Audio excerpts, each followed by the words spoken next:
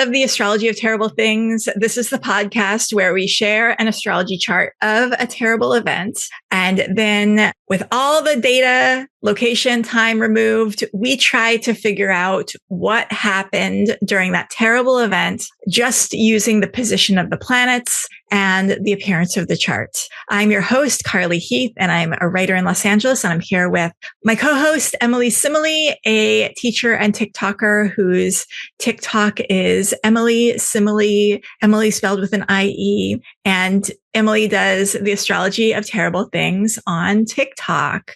So if you're looking for short format, Emily is the one to go to. Hi, Emily. Hi, I'm excited to be here. And also here is Dinah Maria Campos, a spirit oracle who brings a grounded understanding of San Francisco and Lake Tahoe to her spiritual practice, which can be found at Instagram on Divinely Me by DMC is the account. Welcome, Dinah. I love geeking out with you ladies. Thank you for having me. Yay. So we are in the final stages of a Saturn in Pisces transit, and we've been going through it since 2023. So it'll be over soon. Saturn will be soon in Aries permanently for the next 3 years. So what's happened for you with this Saturn in Pisces? Ooh, I am a Pisces rising, so it's been moving through my first house. And I think it was probably in 2023 when I started to realize I might not like men at all. I had previously identified as bisexual my whole life, but I had really only dated straight cis men. And I was feeling very isolated from my community. I didn't feel attached to my identity. And I think I've just discovered a lot about myself, and I feel a lot more sure of myself and a lot more queer after this, Pisces Saturn. And now I got to worry about my finances as it goes into Aries, but that's okay. We're gonna get the hang on things, Yeah. A journey of maturity, really. Yes. Which definitely is this word. It's kind of like my first adult years as well, because right after I graduated college and I moved out of my parents' house for the first time. And it's been very first house. It's been very first house recently. And Dinah Maria, how is Saturn and Pisces treated you? So Pisces rules my fourth house, and it has literally manifested as water issues nonstop around the home. My home is almost 100 years old. And so it's interesting. I'll fix one thing and another leak will spring up here, or it's like this, that, and the other, literally nonstop. And what's fascinating was, I believe it was Thanksgiving or the day after that Saturn went direct. And literally the day before Thanksgiving, I received a notice to do a sidewalk repair. I don't know how the laws are where you live, but basically I'm responsible for any maintenance of my sidewalk. And so that's another additional expense that I will have to incur, the responsibility, how Saturn responsibility. Keep trudging on. And because Pisces is a water sign, I have also struggled with my emotional boundaries in the past. Mm-hmm. And I have really felt called to strengthen those and to parent differently. And so it's been a fascinating experience overall with Saturn and the different manifestations of it, but a lot in my physical home. Amazing. Ooh. It's interesting that I'm so sorry to butt in, but it's interesting you say that about strengthening boundaries, because also for me, I was learning that I was not great at disciplining my students, and I really had to learn more about how to establish boundaries, because I've always kind of been a little, not necessarily a pushover, but I'm just more chill or lax. It's I'll forgive you sort of thing. And so I've definitely also learned a lot about how to establish boundaries, but still stay true to me sort of thing. I can relate for sure. For me, it's been with the parenting. And Pisces is my sixth house of work, and also in Hellenistic astrology, animals the size of a sheep or smaller. And so when Saturn first went into Pisces, I had been unemployed, and I immediately got my job offer when Saturn entered Pisces for my current job. And it's also about service. And it really felt like this is a job that I feel very important about. Like, I feel it's very important. It feels like I'm serving a good cause and I'm fighting for a good reason. And so that was really very Pisces. Yeah, which is very Pisces. It feels important. And it also feels like a job I will have for a long time, also because it has a pension. And I'm like, I am going to stick through this for a long time so that I can secure that pension. And it's also it was a time where I was still teaching and I was struggling for a long time of, do I keep teaching in addition to this main job, or do I value my time? And I had been feeling like I had learned all I had learned from teaching and I was ready to move on. I wasn't feeling it anymore. So I still am teaching one class, but my other classes, I kind of like let go. I'm not doing that anymore. So Saturn's also about downsizing your work. And then I do have a flock of sheep, and my very, very sad, my sheep that I've had for 14 years, Pippi, who is like, she's not a sheep. She was a human. She had such a unique personality. She was always just such like a little spiritual, intelligent being. She started like not eating when Mercury was conjunct Saturn in Pisces one day. And it also happened to be the same day that we were told that the Pope was getting really sick. Mm-hmm. And, I was trying to treat her for a couple of days. She wasn't getting better. I was noticing that her lungs were she was breathing, were filled with fluid. She was breathing really rough. And then she just went downhill really, really fast. It was really traumatizing. I had to get a rental car, call around to a bunch of different vets. Like, can you see a sheep? Many vets are like, no, what the fuck are you talking about? And eventually I was able to find a vet that would see my sheep and brought her to the vet, had her put to sleep. And it was very interesting because it was also the same time that the Pope passed away. And there is something comforting about, like, I feel like this sheep is really important. She's a very special sheep. And that she had kind of the same pneumonia sickness that the Pope, this revered Pope, had, and they passed away at the same time. It feels like, this isn't just like an accident that she passed away now. It's like, feels fated. Very much so. Yeah. I'm so sorry. It reminds me of Neptune and Pisces as well. And you said 14 years. Yeah. Was she born when Neptune ingressed into Pisces? I believe so. Because I noticed I started getting a lot of farm animals when Neptune entered my 6th house, which I've had turkeys and chickens. I had for a while a lot of farm animals, and through the years they've passed on. And now I'm left with 2 sheep and my horse. My horse is going to be around forever. So cross all the things. But the 2 sheep are definitely very geriatric and very senior. And so will they live another year or so? We'll see. But I kind of assume when Saturn and Neptune go into Aries, the ram, that maybe Saturn might correspond to the last of my sheep passing on, which would make sense. It's sad to think about, but it makes sense. Yeah. Let's get into analyzing a terrible event. And Emily is going to share a chart of a terrible event today. Ooh, yes, I'm excited to share this one with you guys. Okay. Here is, speaking of Saturn. So this is the first chart that we'll have where the chart ruler is not in the 8th or the 12th house. This is a 5th house chart ruler. Wow. Which is very interesting.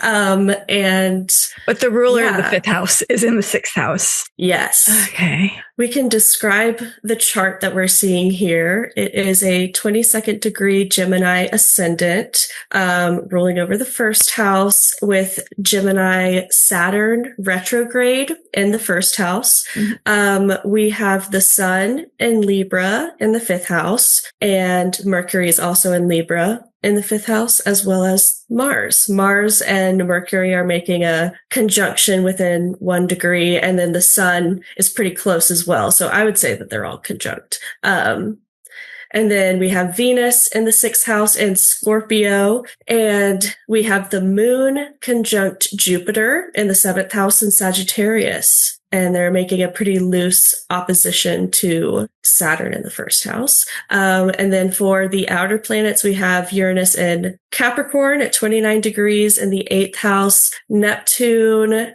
at 25 degrees Cancer in the 2nd house, and Pluto at 0 degrees Cancer in the 2nd house. And it's retrograde as well. Saturn in that 1st house in a night chart, in Gemini, it makes me feel like the death of a speaker, or the death of 2 people. Ooh. We've been doing a lot of Venus and or Jupiter in the 6th house in these charts. So misfortune. And that Venus in the 6th house is being supplied by 5th house, little mutual reception, 5th house, Mars and Libra. You know what catches my attention? That Venus in Scorpio. So I was recently going into the 8-year transits of this, and this seems to have been quite some time ago. Potentially not anything in our lifetime, I don't think, prior to that. But the events that I was seeing, Venus is going to go retrograde in Scorpio later this year, and it brings like really intense stuff. More so than when she's, in other signs. And I say that because, as you mentioned earlier, she's ruling the 5th house. And I just think of a lot of mass killers are, Venus and Scorpio. And like Chris Watts, like family annihilators are Venus and Scorpio a lot of time.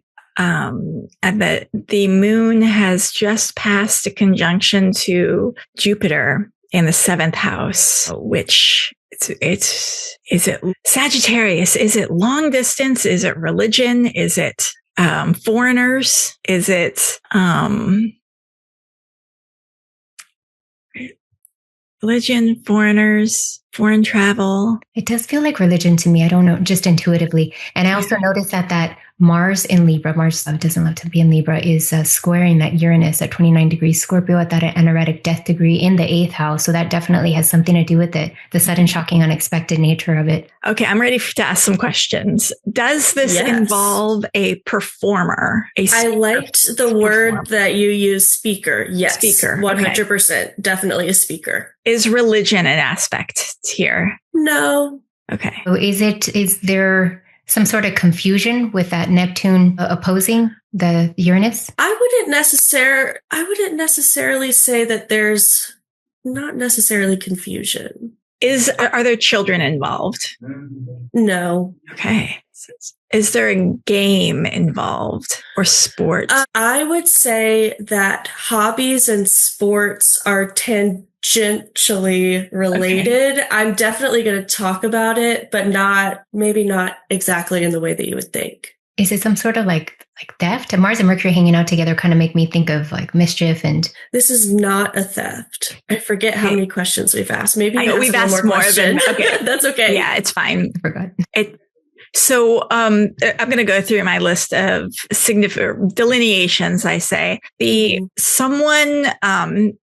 messages that are unexpected, causing confusion and trouble, like an accident or like a misfortune caused by confusing messages, confusing trouble. The Jupiter, are there many people involved? There's an audience involved. Okay. So something suddenly happens to that speaker, maybe involving the restriction with that Saturn in the 1st house, some sort of being trapped or something. I feel like there has to be death through misfortune, confusion, let's look at the elements. So we have a water, 2 fire planets, an air planet, 3 water planets, 4 air planets. 4 air planets. And then the trine to the ascendant with that Libra sun. Ooh. Do you want me to reveal it? I'm feeling like an authority figure who's not doing what they should and causing confusion and misfortune. which results in a stopping of something, a halting and maybe a death. Okay, go. I'm ready. I'm ready to hear what this is. Okay. So this is the chart of the attempted assassination of Theodore Roosevelt. Oh, wow. So, I'm excited to get into the story because it is really interesting how everything just ended up playing out how it did. He did survive, so there's that. He did survive doing really yes. well. Yeah. But I really liked. I'm just going to keep the same picture up. Actually, I really liked what you said about there's a leader who's not doing what he's supposed to be doing, because that's like kind of a really big motivation of the guy who ended up trying to assassinate him. He didn't think that he was doing what was right. So I liked that. Let's show Teddy Roosevelt's birth chart. Ooh. Because we actually have a B-rated birth time from Astro Databank, which B-rated birth time means that the birth time is inferred from a biography where there's like a quote in a biography that says like, oh, he was born at sunrise, something like that. So this is, take it with a grain of salt, but I honestly feel like it works pretty well for the chart that we have. Let's get into it. So Theodore Teddy Roosevelt was born on October 27th, 1858 in New York City, New York. So we actually have a B-rated birth time for him from Astro Databank, which says that he was born around 7:45 p.m., which would put him at a Gemini ascendant. Which was also the ascendant of the attempted assassination chart. Yes. So I do feel like this chart works for also just like, as I got more into his biography, I felt like it shows in the chart. So Roosevelt was born to a wealthy family and was homeschooled for most of his life. And he was a very intelligent boy, but he was also very sickly. He often fell ill and experienced poor health in general. And because of his poor health, his father encouraged him to exercise often. And from then on, Roosevelt made a habit of challenging himself physically. He attended Harvard University for college, and he went on to play many sports, like you were talking about. You were asking if like sports and hobbies and things like that were related. I really do think that his hobbies were related in this chart. He used to take many hunting and hiking trips throughout his time there. Just loved spending time outdoors. It's so crazy though, how he has a Mercury rules his ascendant in his sixth house. Very like, so I'm like, oh gosh, that's a sick, unfortunate person, but he becomes president. And that's the Mercury applying to the sun. I really do think also you see how much his father influenced his health as well, and like helped motivate him in that way. During his time at Harvard, actually, his father, Theodore Roosevelt Sr., passed away from cancer. And I think, like I was just saying, I think that we see a lot of his relationship with his father in the Sun-Pluto opposition here as well, especially with the sun in the sixth house, him being so motivated physically to improve his health, to find ways to stay physically fit and healthy, and his father specifically being the one to motivate him to help him take his health into his own control and learn more about how to take care of his body, with the son being the father. At Harvard, Theodore Roosevelt graduated with a Bachelor of Arts degree, studying many things throughout his time there, including natural history, philosophy, and government. It said that he actually he was a bit indecisive with his study focus, and he changed his mind a lot, which I think makes a lot of sense for a Gemini ascendant. And then with his ninth house in Aquarius, with his Chiron there, I think that that's like experiencing a loss while attending higher education as well, or experiencing losses related to ninth house topics in general. He also had a big beef with like monopolies and big businesses and stuff throughout his presidency. So I feel like that's pretty ninth house. But also you remember Saturn is ruling the ninth house, and Saturn is debilitated in Leo, where it's in the third house. So and it's being supplied by a debilitated sun in the sixth house. The sun's not debilitated, but it's, by house. So ninth house topics are hard for him. Definitely. which is a crazy thinking he becomes president. Yeah, that is so true. That is very interesting. Yeah, that's so interesting. Because I think of the presidency as a ninth house government thing, but it's also a 10th house thing. And he does have he has a debilitated Jupiter too. So his Jupiter rule, anyway, this guy, wow, his chart, it's crazy when you think that he became president with a chart like this. Fascinating. And it's also interesting because, I mean, he wasn't elected to be president at first. William McKinley was shot. And so that was how he became president. But he did have a lot of success in government roles, but we'll get into it. In 1880, Roosevelt married his first wife, Alice Hathaway Lee, and together they had a daughter named Alice as well, on February 12th, 1884. But devastatingly, just 2 days after the birth of their child, his wife, Alice, as well as Roosevelt's mother, Martha Bullock Roosevelt, they both passed away from illness. Oh, wow. Yes. So this obviously sent him into a depression. So after his graduation from Harvard, he had entered politics after he graduated. He had been elected to the New York State Assembly in 1881, but after the losses that he suffered, he abandoned politics and New York, and he moved to the Badlands and the Dakota territories at the time. He left Alice, his newborn, under the care of his sister, so he was entirely on his own. And men can do that. Yep. Imagine being a woman and a mother, and you just you want to live on your own, and you pawn your child off on your brother. Take care of it. You would be an enemy of the people. And he gets to become president. Yeah, exactly. Exactly. I think astrologically, it makes so much sense for him to have a Virgo 4th house with the ruler in the 6th house.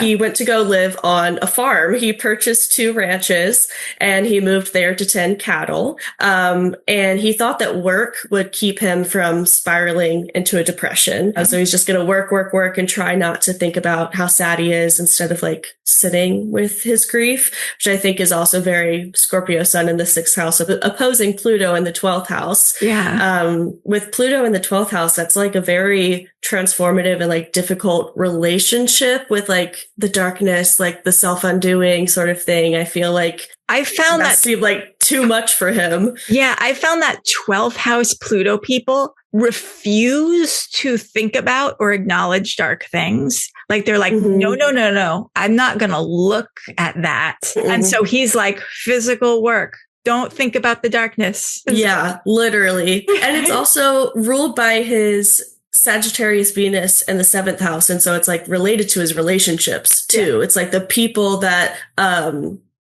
also probably the relationships that he built were with people he aligned with philosophically, that he felt he could bond with on a higher Sagittarian level. And so I bet this was a really difficult time for him, losing his wife and his mother in the same time. And during his time in the Badlands, Roosevelt was able to meet and live amongst non-rich people, regular middle-class people, and people living below the poverty line. And the experience was said to have humbled him. It's very yes, definitely. Yes. He was a college-educated man born to a wealthy family, and so had it not been for this experience living in North Dakota, he probably would have been a very different person. And it made him very much more aware of economic disparities, very much the ruler of the 4th house and the 6th house. In the Badlands, Roosevelt was able to enjoy a slower life and dedicate time to his passions, reading, writing, history, and hunting. He published many books, including Hunting Trips of a Ranchman, Ranch Life and the Hunting Trail, and The Wilderness Hunter. And I like this because his 5th house of his creative output is ruled by Libra with Venus and Sagittarius in the 7th house. And Sagittarius is so hunting coded. It's the glyph is the bow and arrow. Yes. So it wasn't until a rough blizzard in 1885 that Roosevelt moved back to New York to pursue a career in politics again. He also got married to a woman named Edith Caro, and together they had 5 children. Oh, geez. Yes. I think it was all within like a 10-year span too. So she was popping them out. Roosevelt served in several leadership positions throughout the government and the military, and he made quite a name for himself in politics and caught the attention of the Republican Party and then President William McKinley. So he eventually, I think this was McKinley's second term. I could be wrong about that. But eventually the Republican Party would name Roosevelt to be his running mate alongside McKinley. And they won. It was a successful campaign. But less than a year into his term, William McKinley was shot twice in the abdomen by a man named Leon Czolgosz at the Pan American Exposition in Buffalo, New York. So McKinley died a few days following the attack, leading to Theodore Roosevelt becoming the youngest man to be sworn in as president at age 42. Wow. Yeah. So that's like also the Jupiter ruled, not the Jupiter, the Mercury ruled ascendant. Mercury is youth often, and people who have a prominent Mercury tend to be like the youngest to do something. Yes. Definitely. So this assassination led to the creation of the Secret Service, who were assigned to provide security for all the U.S. presidents moving forward, which they apparently didn't think to do until 3 presidents had been assassinated, but whatever. You know what I was also just thinking of? Sorry to interrupt again, but no, you're good. The debilitated Saturn ruling the 9th house. You know, Saturn is usually the planet of old age and time. And when Saturn is debilitated, it is the young leader. Like I think Austin Coppock was talking about, or maybe it was Nick Dagan Best, who was talking about one of a previous Saturn Neptune conjunction where the ruler of Japan, the Japanese emperor, was literally a child. Yeah. Yeah. Yes. Okay, cool. Fascinating. Very fascinating. So Roosevelt was president from 1901 to 1909, and he served 2 terms as president of the United States, and there were no assassination attempts during those times. So that's good. And he accomplished a lot during his 2 terms, but he's best known for expanding the use of the executive branch, so using executive power and the presidency platform to take more direct action, as well as communicating transparently with the public through the media. Well, transparently, but communicating more with the public through the media. And the media being newspapers at that time? Yes. Okay. Yes. He was known to be the first modern president, like the kind of president that we would see today. So he's kind of the first one to do it. Like that. Okay. Like how we would see presidents nowadays. Well, I'm thinking newspapers too. It could either be 3rd house, Saturn in the 3rd house, ruling the 9th house, writing his messages out there in writing. He also wrote over 30 books throughout his life. Wow. So he was big into writing, words, communication. He's also known for the Square Deal, which was a domestic program focused on fairness to all Americans. He wasn't super radical, though. I think he just wanted things to be slightly more fair. And there were 3 parts to his plan. So number 1 was conservation. He wanted to protect natural resources and establish national parks. And so he did that. He established the U.S. Forest Service. The second one, and they called them the 3 C's because they all start with a C. So conservation was the first one. The second one is control of corporations. So regulating powerful trusts, so monopolies. What a concept. Under the Sherman Antitrust Act, which I did not look into exactly what that was. There was too much legal language for me. It went above my head. So it's something that we aren't paying attention to these days. Yeah. And we probably should should be, actually. Mm-hmm. And so he wanted to regulate monopolies and 3, consumer protection. So passing laws like the Pure Food and Drug Act and the Meat Inspection Act to make sure that food and drugs being sold were safe and moderated. Also, something what a concept that we should be doing today. Roosevelt was also very much involved in expanding U.S. involvement in global affairs, which you guys were talking about. I think we were talking about the Panama Canal earlier. Yeah. And he was very much involved in that. He really wanted to intervene in international politics, specifically in Latin America. Ooh. And he was a big fan of American expansionism, which is just a nicer way of saying imperialism. Oh, no. Okay. He wanted the United States. Just good things and bad things. Yes. He really wanted the United States to become like a large global power. And he used his presidential power to do this. But he was also awarded a Nobel Peace Prize for helping negotiate peace in the Russo-Japanese War. And according to the Nobel Peace Prize website, or the Nobel Prize website, the award for the first time was considered controversial. There were a lot of pushback, specifically from the Nordic countries like Norway, Sweden, Finland. There was a lot of pushback saying that he was a military mad imperialist. So, yes. Let's see, the Nordic countries are always right. Yes, yes. After his 2 terms, William Howard Taft became president, and Roosevelt did not like how he handled this position. And so in 1912, Roosevelt decided he was going to run again for a 3rd term. Wow. This was before the 22nd Amendment. So this was a thing that you could do. Roosevelt ran as a progressive third party candidate called the Bull Moose Party, and Taft received the Republican Party nomination, and then Woodrow Wilson would run for the Democratic Party. Roosevelt didn't like Taft because he thought he was all about money and scheming. His administration had failed to carry out a lot of the policies that he had put in place during his term, and so he resented it. And Roosevelt thought that the country deserved better, so he decided to run third party.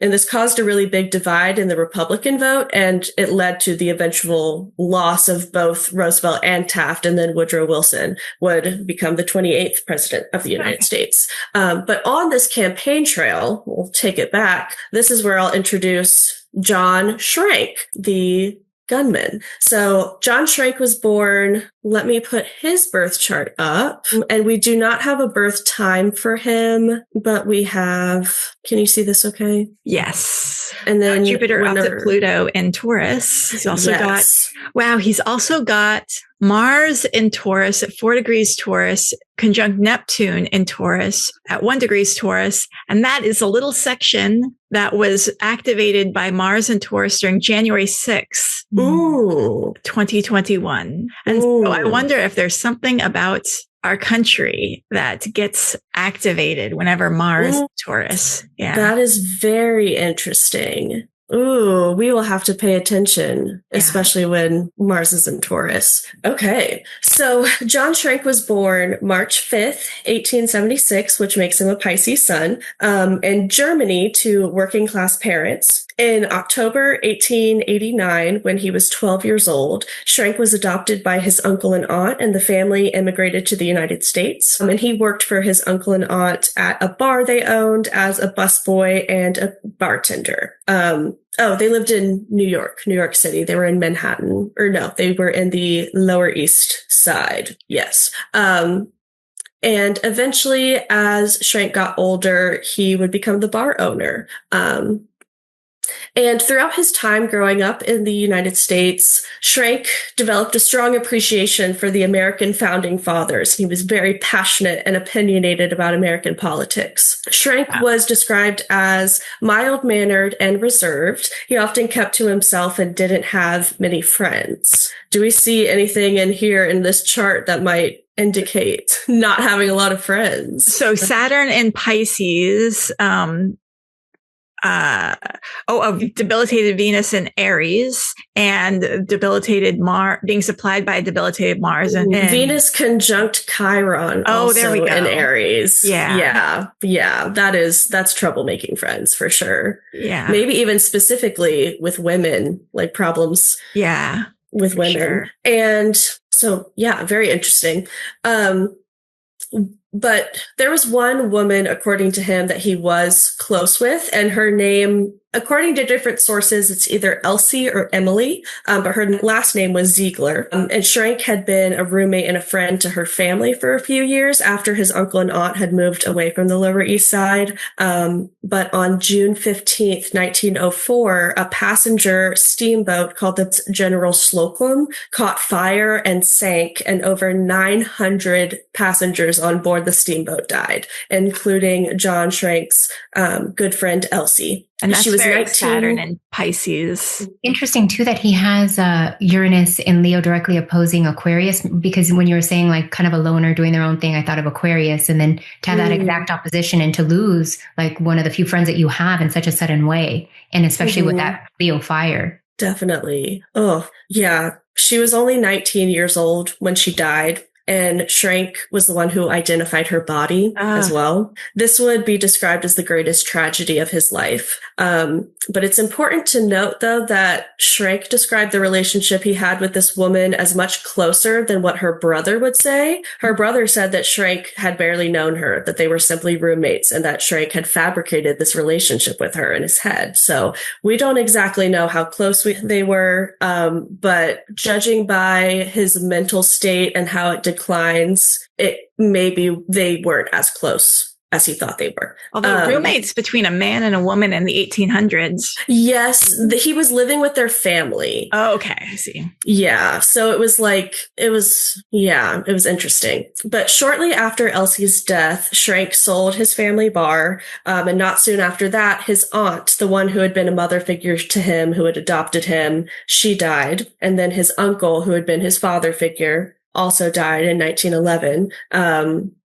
So he can't catch a break. Like, everybody's dying. But the one good thing going for him was that everyone made him like the sole beneficiary of their wills. So he got a bunch of money and assets from his family members who passed. But he did just lose everyone close to him. So he's understandably like very depressed, and he starts drinking heavily, and he's falling behind on all of his bills and his payments. And so now he has a big debt that he has to pay. And he was trying to get jobs as a bartender, but he couldn't keep work for very long because he was just pretty like rude and argumentative and inconsistent as well. Just like not able to show up to work on a consistent basis. And Schrank says that he had a dream sent from God. It was the day after former President William McKinley passed away. So this was September 15th, 1901. That night, the president appeared to him in a dream, and Schrank claimed that McKinley rose from his casket and said to him, "Avenge my death." And he pointed to a figure that Schrank deciphered as Theodore Roosevelt. But the significance of the dream did not come to him until Roosevelt announced his candidacy in February 1912. So Schrank closely followed the presidential races and had a great respect for the vision of the United States established specifically by the founding fathers. He was very much like a Constitution guy. And he thought that Roosevelt running for a third term violated the unwritten rules of the Declaration of Independence and believed that Roosevelt was trying to undermine the U.S. Constitution. He saw Roosevelt as very power hungry and overstepping the role of the president. And so he also decided that Roosevelt had coordinated the death of former President McKinley so that he could just take the presidential office himself. And it was September 14th, 1912, when Schrank had a second hallucination while he was writing a poem confirming that McKinley wished for Schrank to prevent Roosevelt from achieving a third term. So after that second hallucination, Schrenk purchased a .38 revolver and a steamboat ticket and began to stalk Roosevelt, following him along his campaign trail from South Carolina to Wisconsin. This is where we get the Mars chart. Neptune. Yes. And also he played such a long game with it too. Taurus, also with the sextile to Saturn. Let me show the event chart. And have you noticed that I think he and Roosevelt have a Cancer moon, if I remember correctly. And it seems like Cancer can be very patriotic. And what's interesting is the United States is, the U.S. sun is at 13 degrees Cancer. So it's conjunct. I think about this all the time. I really do think that the U.S. chart has that stellium in Cancer, and it's the 8th house of the U.S. chart, which is so, associated with like the genocide and the taking stuff from other people that doesn't belong to them. But it's so interesting too that it would speak to their moon, their heart, the soul of both of those men, right? When it's the sun of the U.S. too, like literally, it just like it was the feelings in their body. Do you know that they both felt so passionately about and went about it in their different ways? Yeah. Ooh, yes, definitely. Okay. And so this is the attempted assassination chart. And it's got Pluto in Cancer, the 8th house of the U.S. chart, and Neptune in Cancer. So our friend Schneck, is that his name? Schrenk. Yeah, Schrenk. John Schrenk. Yeah, has this Pluto and Neptune thing happening in Cancer. These planets are transiting Cancer, which is where his moon is. And I know the U.S. has a significant point at 26 degrees Cancer. I can't recall if it was the vertex or one of the nodes, but it's interesting that Neptune's right there, a degree away. Almost right there, 2 minutes away, yeah. So this is the chart for Monday, October 14th, 1912 at 8:10 p.m. in Milwaukee, Wisconsin. As you can see, we have a Gemini ascendant chart here, the same as Theodore Roosevelt, which you guys said that. And it's the 7th house of the U.S. chart. And and Libra is the 11th house of the U.S. chart. So Mars so there's a crowd there, you said? Yes. Okay. So Mercury is the chart ruler here with the 5th house in Libra, conjunct the sun and Mars. So he's on his way to give a performance in a way. He's going to give this massive speech in hopes of being elected president a third time. He's a well-known figure, very respected leader. Libra's a leader, a peacemaker, a diplomat. That's how he wanted to be perceived, as like for the people. And he's out here rallying a group of people. He's about to give this speech titled Progressive Cause Greater Than Any Individual. And I think that that's such a Libra Mars conjunction. What a great example of that. His ideals were very Libran by being about progress for the people, equality sort of thing. And then the Mercury-Mars conjunction is very motivating, especially in a night chart. This is like a rallying call. It's a very compelling message. And it's in the 5th house. So he's giving his speech in an auditorium. And the ruling planet of the 5th house in the 6th house, Scorpio Venus. So this is about providing services, 6th house, to those in need, 6th house, Scorpio. I would also say since the ascendant ruler is in the 5th house, he got a lucky break by not dying. Yes, definitely. And oh my gosh, it's actually ridiculous what prevented him from dying. So on his way to give the speech while leaving the Gilpatrick Hotel, Schrenk shot him. And it was miraculously not fatal because of a couple of things. And this is a Mercury rule chart. Firstly, he was wearing a very heavy coat. So it was like a thicker coat.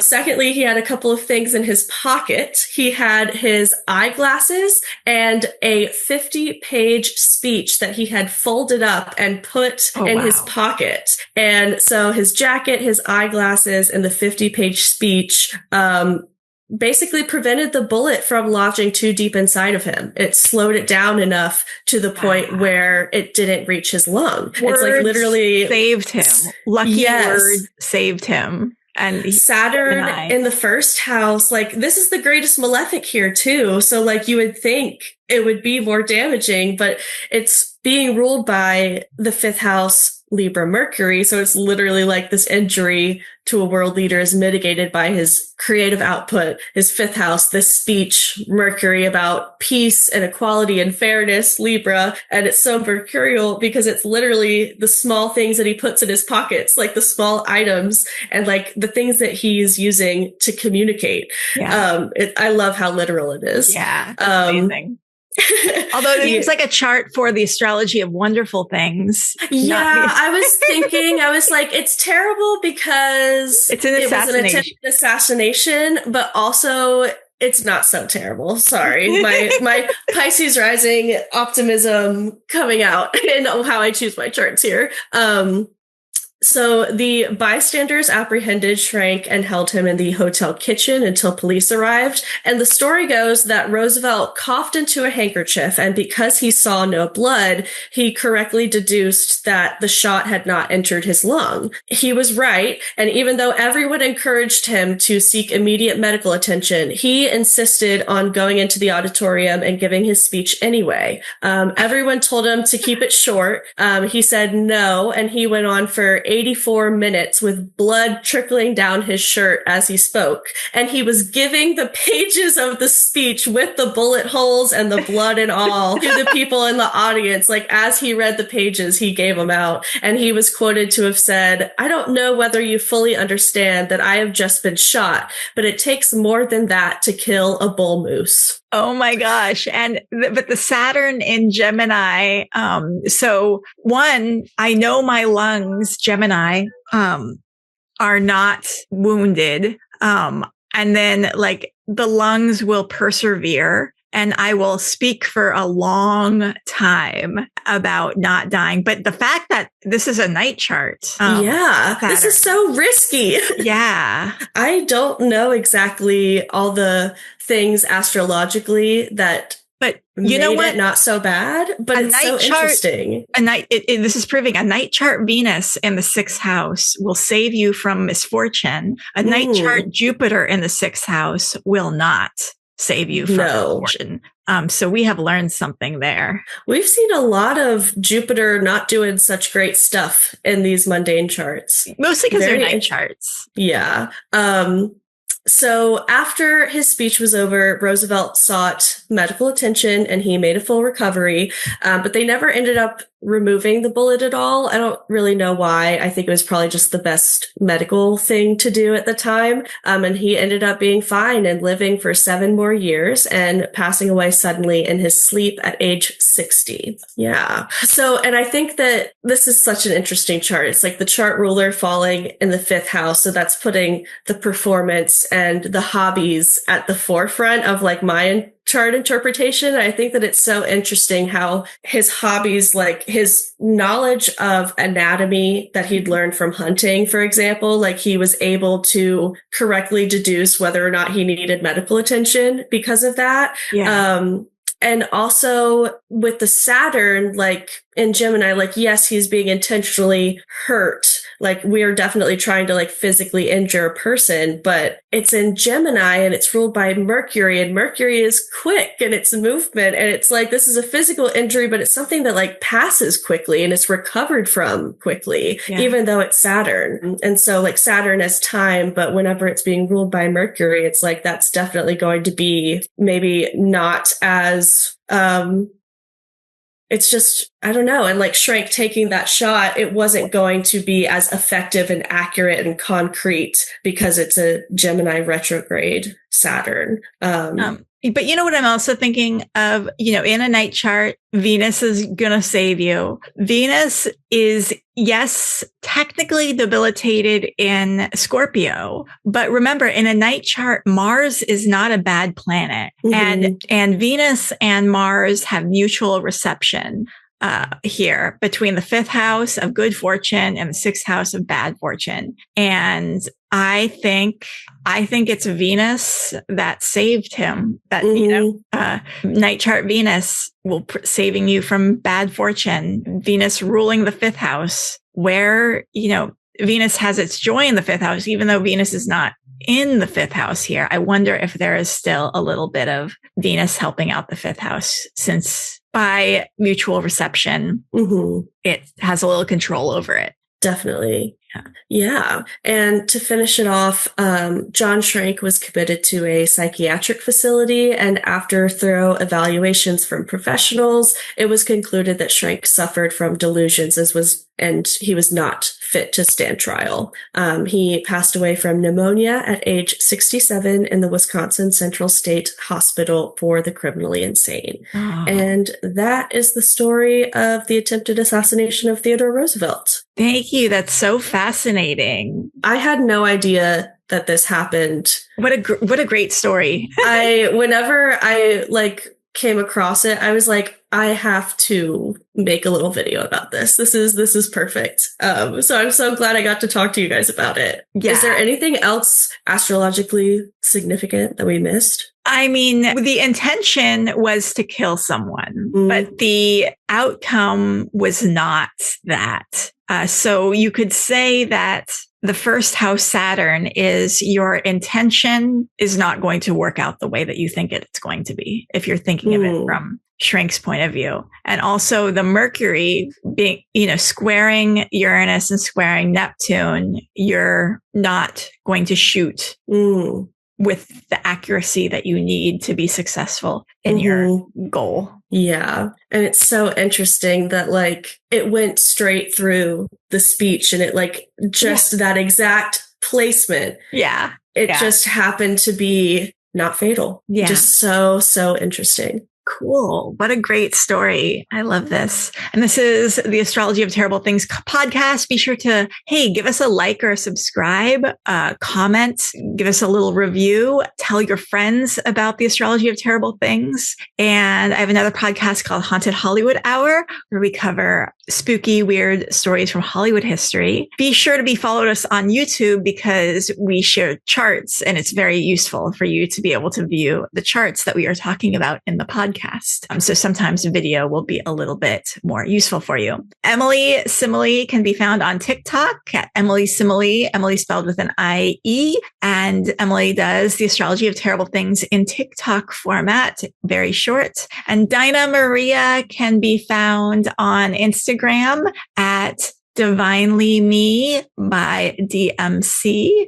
So definitely be sure to give Dinah Maria a follow. Thank you guys so much again for doing this with me. We've had a marathon of recording, and it's been very interesting and educational. Until next time, don't be afraid of terrible things. Learn from them. And in the meantime, be terrible. Stay terrible, everyone.